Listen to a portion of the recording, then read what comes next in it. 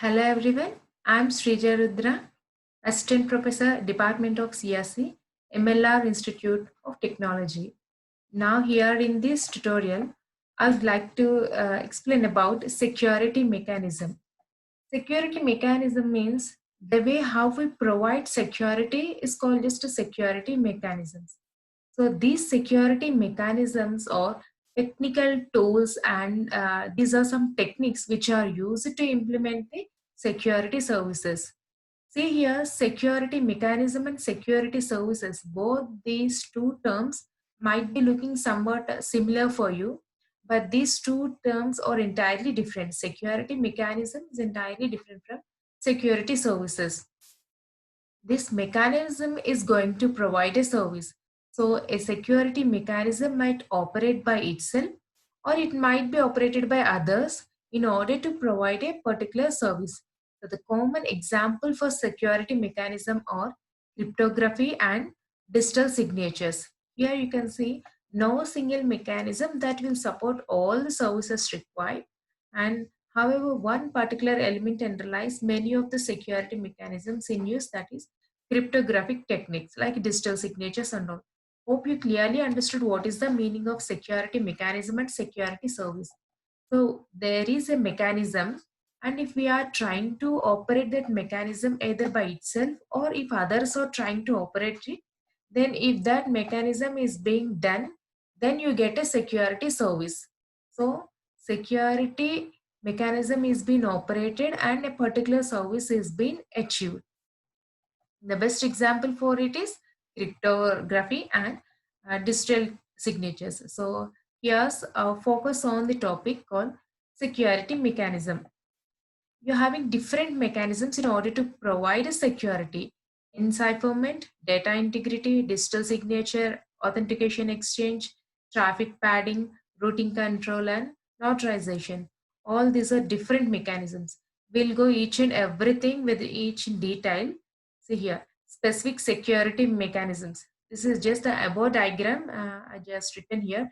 Encipherment, digital signatures, access controls, data integrity, authentication, exchange, traffic padding, routing control, and notarization. Among all these things, each and everything will be providing the security service after it has been done some security mechanism. So let's see what is encipherment here.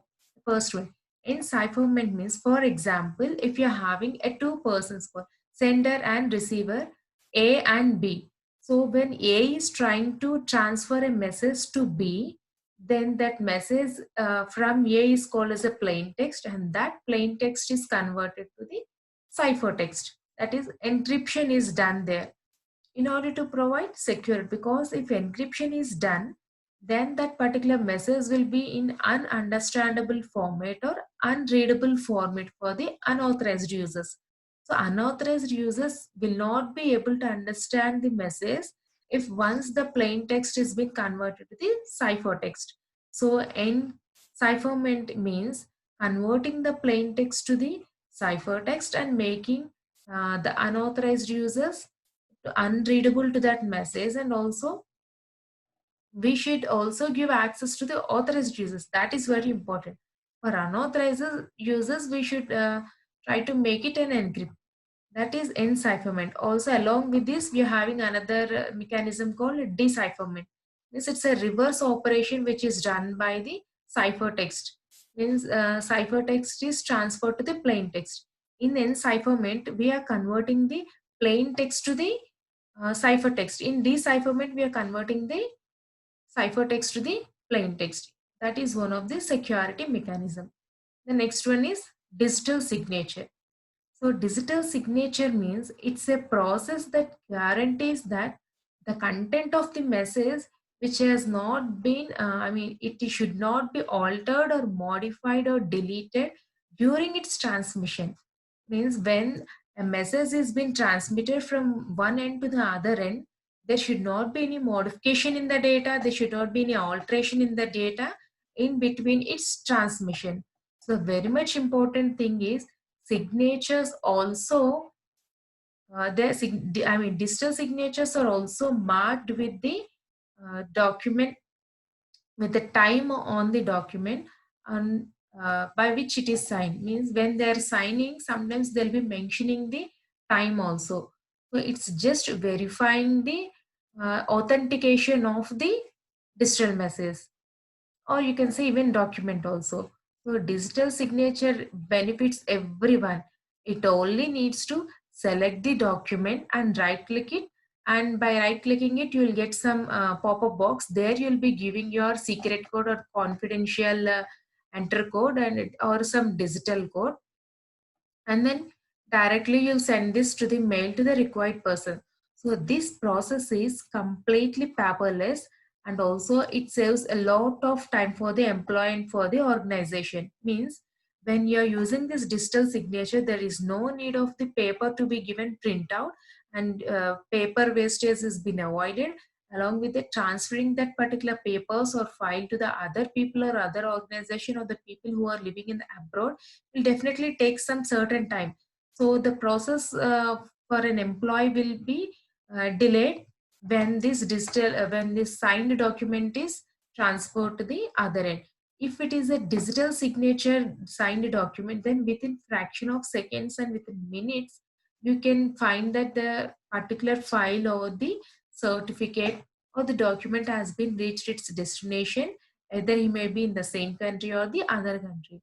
So digital signature is benefiting the people in many ways, like it's saving lot of time, saving lot of resources like papers and printers and all, as well as saving an organization's valuable time and reaching the destination in time. That is all about digital signatures. And now access controls. So access control means um, here it means that it dictates who are the authorized users and also allows only the authorized users to access the data. Like in some company, there will be some higher officials as well as employees and lower workers and all. So based on the category, they will be having some access towards the particular files. So all are not given all the permissions. All higher authorities are being given permissions, like they can delete the file, they can do modifications, they can add, and they can do any edit modifications and changes in the file. And the next level, like employees were being given permission or access only to view and all. The other workers and all not even given the permission to view, because that data is not related to them and they don't understand, it's not required for them to give a view access to the workers and all.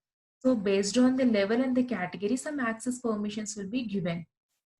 So here in a company, the information and the resources will be given access to certain people and will make sure that they are authorized users and they have appropriate access to that company's information.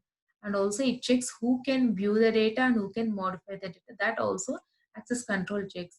There are three types of access controls. The first one is RBAC access control, which is role-based access control. Next, DAC, discretionary access control, and MAC, mandatory access control. So I think it's clear about access control, which is nothing but permissions, giving access to only to the authorized users and avoiding the unauthorized users by some restrictions and keeping some restrictions and permissions to the files. Next, data integrity means we are providing a valid data and accurate data and consistent data, whether it may be in the database or data mart or a data warehouse, but anywhere the data can be stored. But integrity means accuracy of the data should be maintained. That is all about data integrity. And the next one is authentication exchange. Here the name itself, you can find that data is being exchanged only after authentication is done. A simple funny example I'll be giving you, like in movies you find that two persons will be catching some bags and one person will be saying one code like sky is in blue color, and the other person also will be saying that um, uh, clouds are dark. So when the code matches and authentication is done, then they start exchanging the bags. The same way here also, when authentication is done, then data exchange or authentication exchange is done. Like one more example is like bank locker. In a locker, when you have an account, you'll be giving two keys. One key will be with us and the other key will be with the bank person.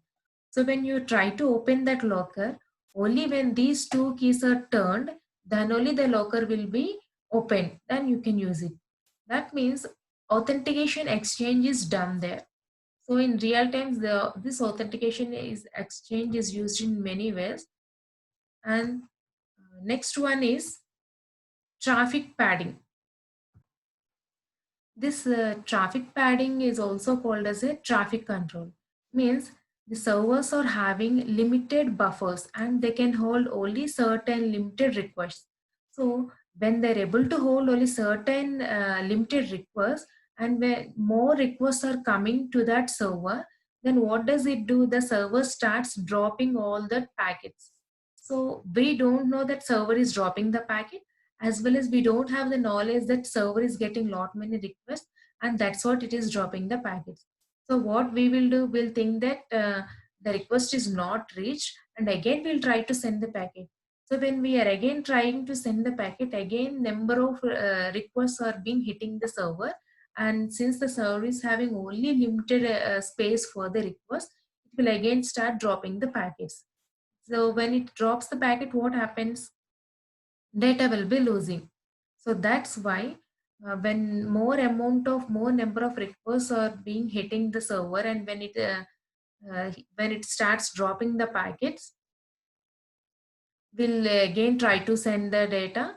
And when we are trying to resend the data, there will be a traffic because more number of requests are being reached to the server. So this traffic will lead to the damage of the system. So traffic control must and should be there, and it is one of the security mechanism. The next one is routing control.